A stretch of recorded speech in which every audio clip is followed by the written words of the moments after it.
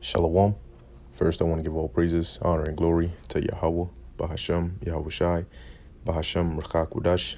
Double honors to the apostles of Great Millstone, and peace and blessings to the elect. All right, this is going to be a quick update. All right, this is from rtnews.com. Okay, and it says here, Stratcom chief claims nuclear war with Russia or China a real possibility. Says U.S. can't assume strategic deterrence will hold. All right, and that's what they've been trying to do for the longest. They've been trying to really prevent the inevitable. Okay, and that's why he says here the strategic deterrence won't hold. Why is that? Because according to prophecy, okay, World War III is coming, and it's coming very, very fast. You see, all eyes are focused on what's going on with this pandemic and what's going on interior. All right, with the interior, but this war is brewing, man. All right, now it says the head of the U.S. Strategic Command is warning that nuclear war with Russia or China is a real possibility, pointing to destabilizing behaviors of America's rivals. He also claims the Pentagon is not stuck in the Cold War. There is a real possibility that a regional crisis with Russia or China could escalate quickly to a conflict involving nuclear weapons if they perceived a conventional loss would threaten the regime or state. And Russia and China are pretty tight. All right, so one of them gets involved, you know, is gonna drag in another, and the second a superpower, a military superpower gets involved, you know, the opposing side and their allies have to get involved. So it says Stratcom Chief and Vice Admiral Charles Richard wrote in the February issue of the U.S. Naval Institute's monthly magazine. Stratcom, which oversees the U.S. nuclear arsenal, views the possibility of nuclear war as low, but with Russia and China advancing their capabilities and continuing to exert themselves globally, Richard said Stratcom must understand what it's facing. All right, because ultimately this is prophecy. Okay, so even that's how prophecy works. Even though it doesn't look like it, guess what? It's still going to happen. So it says, in the absence of change, we are on the path once again to prepare for the conflict we prefer instead of one we are likely to face. Okay, so you know, he's saying to prepare for the conflict we prefer instead of one we are likely to face. Because what are they likely to face? A nuclear war. Because that is what you're going to face. You think all these countries have these nuclear weapons, and on the threat that you know there's going to be some big powered shift or some threat to their country, they're just going to sit there, you know, and not defend themselves? That's why they have missile defense systems, and that's why they develop all these different missiles. These countries are not spending their arsenal and their budgets on conventional weapons. They're spending it on weapons that can cause damage, nuclear damage. All right, hypersonic missiles and all of that. So it says, if that sort of talk seems reminiscent of the Cold War, that's because it probably is. But this war is about to get real hot. But Richard claims the U.S. military has focused on counterterrorism for 2 decades while ignoring the nuclear dimension. I bristle when I hear the Department of Defense accused of being stuck in the Cold War, he said. The department is well past the Cold War. So what has the Pentagon been up to? According to Richard, U.S. forces have been completely immersed in fighting terrorism to the extent that Russia and China have used that to aggressively challenge international norms and global peace using instruments of power and threat of force in ways not seen since the height of the Cold War. Keep in mind all these different treaties, all right, that they signed and all of that. Those are gone. Okay, those are gone. And at one point, the U.S. was a world superpower and could determine and dictate things across the world. But here's the thing. They've lost that power, okay? And these other nations have come up. As the scriptures say, let the weak say I am strong. Why is that? Because they now have means, they have allies, and they have weapons that they can use to cause major, big-scale damage. So if the U.S. wants to continue to act as if they can dictate, you know, the world, they're failing to realize that there's now people who can, you know, different nations that have those same capabilities. All right. Now, don't get it twisted. The U.S. has a giant arsenal, but here's the thing. The thing now is they're not the only ones with that. Okay. He cited alleged instances of cyber attacks and threats in space in particular. Richard even claimed that the rival powers are taking advantage of the C-19 pandemic to advance their agendas. We must actively compete to hold their aggression in check, he said, adding that failing to do so will further embolden Russia and China and lead allies to think the U.S. is unable or unwilling to lead. All right, going into that Revelation 17. All right, the horns, all right, hating the beast. Okay, which eventually these European nations, these so-called allies, are going to turn, all right, on America. And Slovakia, the horns hating the whore. Okay, the whore, which is America. Okay, and they are going to turn on America, and it says they're going to burn her with fire. All right, because they're ultimately going to shoot missiles on this place as well. Okay, so it says such saber rattling has escalated in recent years, especially between Washington and Moscow.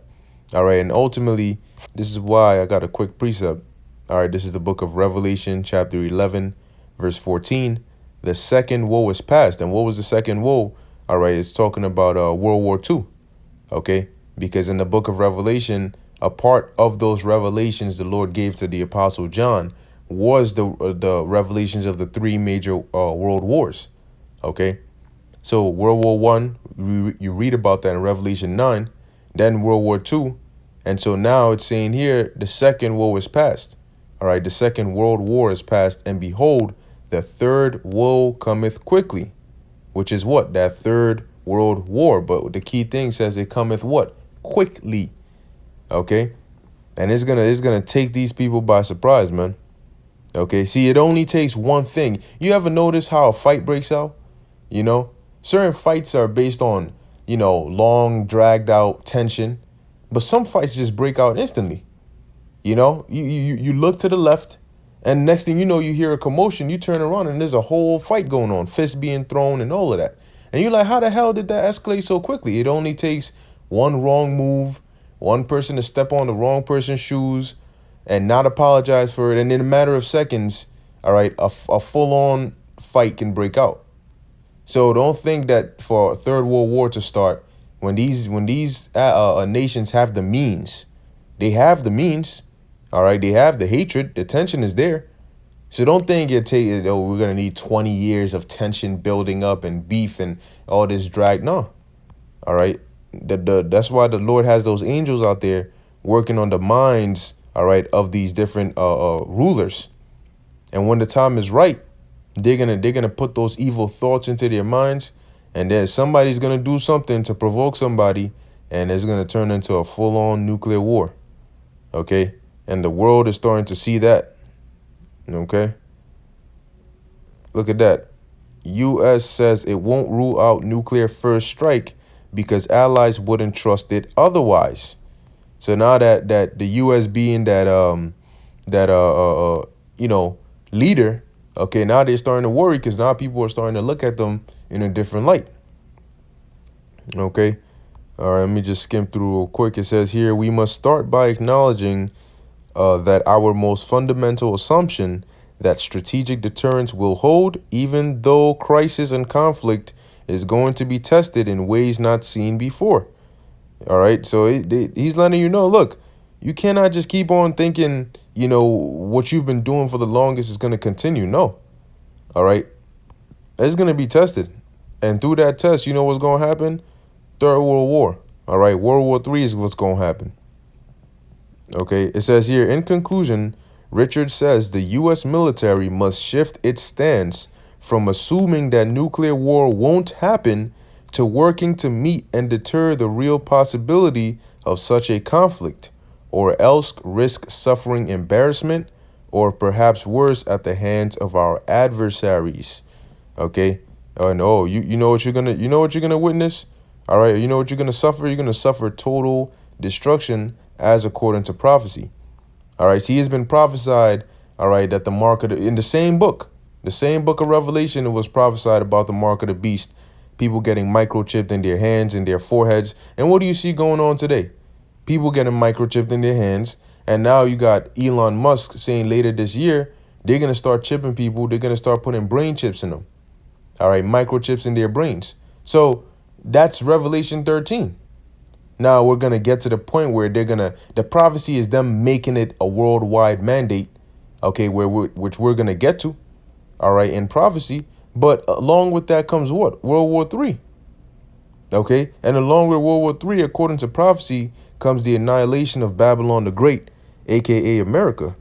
Okay, from New York to California. So, I mean, you best get ready for that. Okay. Now, I'm just skimming through here. It's a fairly long article, and I'm not going to read the whole thing, but I will link it in the description so you can check it out for yourself. All right. Let's see here. It says the U.S. hasn't built up its conventional military forces to the extent it could be guaranteed victory over Russia or China.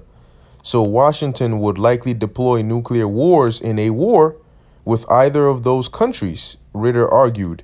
Russia would have no choice but to respond to such an attack in kind, he said. Okay. This is what makes the admiral's statements about preparing for nuclear war so dangerous, because there is no way of containing it. If there is a nuclear war between the U.S. and Russia, it will be a general nuclear war, which means not only will both nations be annihilated, but the world will also be destroyed as we currently know it. However, we know that that's not actually going to happen.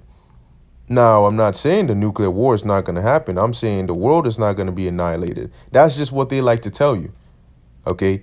Nuclear war is biblical and is prophetic, but the whole world will not be destroyed in this nuclear war. America will be, and other parts of the world, they're going to be hit and damaged. But in terms of a land that's going to be totally annihilated, well, North America, this continent right here is through. Okay? So they like to say MAD, mutually assured destruction. No. All right. It's partially assured destruction. All right. But hey, this isn't part of prophecy. Okay. And here's the thing. If you're so safe, why are they worried about nuclear war? They're not just worried about regular going to war and sanctions. No, they're talking about nuclear war. All right. And this is the U.S. Strategic Command. Okay. STRATCOM. So for those of you who are walking around thinking that you have 50 years, you got 10, 20 years, you're just going to live on sweet life and let's jab up and mask up and get rid of Miss Rona so we can go back to regular life. Well, guess what? Guess what's coming down the road to come see you? Here it is. You got C-19 knocking at your door, and then right down the road, you peek out your window, you got the chip on the way. And the chip is out here shaking hands with Mr. Third World War. And they all coming to pay you a visit. Don't forget martial law peeking around the corner. And them FEMA troops on the roof. So everybody's, the famines in the sewers crawling out. The pestilence all up, jumping from the plains. They all coming to see you. So as the scriptures talk about sudden destruction in 1 Thessalonians, the 5th chapter, well, hey, you people better prepare, man. Because all hell is going to break loose. All right, and it's going to hit you when you least expect it. So with that, I hope you were edified. In closing, I want to give all praises, honor, and glory to Yahweh, Bahashem, Yahweh Shai, Bahashem, Rcha Kudash. Until next time, Shalom.